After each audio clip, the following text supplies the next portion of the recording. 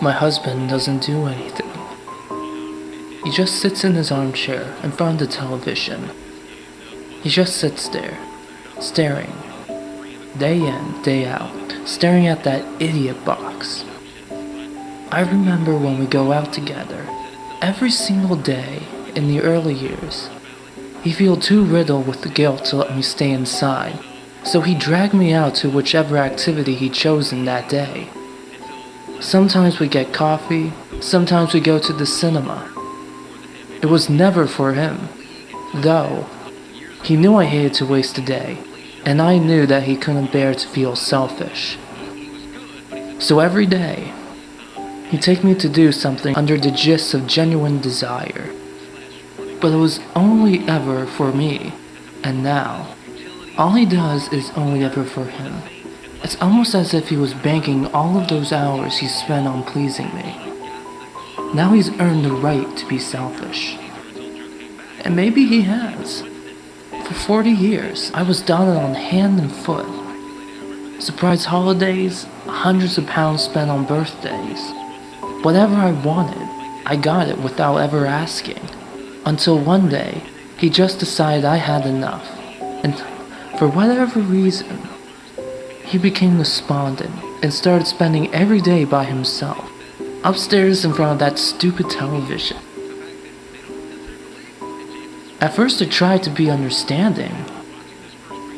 There's only so much a man can give of himself before there's not a great deal left. So, I took to my new duties wordlessly. If he wanted to be shown the same luxury I experienced for our life together, then I give it to him. Life and love. They're all about to give and take, meeting in the middle.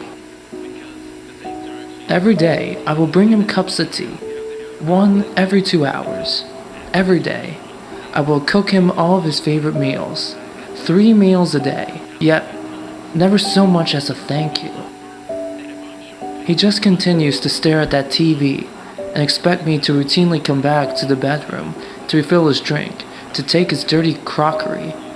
40 years he gave me, 40 years of feeling loved and wanted and truly cared about. This was the least I could do. But then it started to feel spiteful. It started to become messy, not a little bit messy, but very.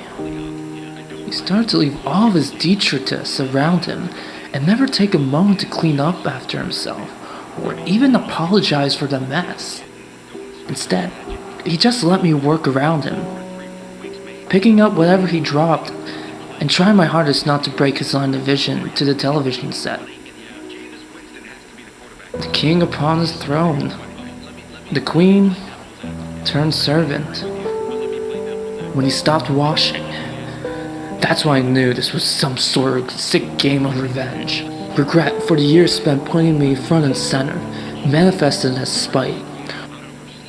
Opening the door to the bedroom, seeing him sitting there with the sun beaming in on him, the smell had become unbearable, becoming worse and worse each day. Arthur, you need to shower, I would say to him. Nothing. Arthur, you can't live like this. It's disgusting. I can't live like this. Either you start helping me to look after you, or I'm getting somebody who can. But as I knew he would, he called my bluff. So, just like that, a new task for my daily schedule. Each day I've been bringing a bucket filled with soapy water to the bedroom and scrubbing him from head to toe. 40 years of surreal perfection. How many days of labor's care does that convert to? When will I have paid my dues? It's been 2 years since Arthur stopped loving me. I cook for him, I clean up after him, and I wash him. But he gets messier with each passing day. More and more mess to pick up from the floor. From in the creases of the armchair, from between his legs, and no matter how thoroughly I wash him, his smell is just getting worse. I can smell him when I'm sitting downstairs now. I keep telling him he needs to have a shower. He needs to get in there and wash himself. A good, proper clean. But he won't listen. He never does. He just sits staring at that television all day long. My husband doesn't do anything.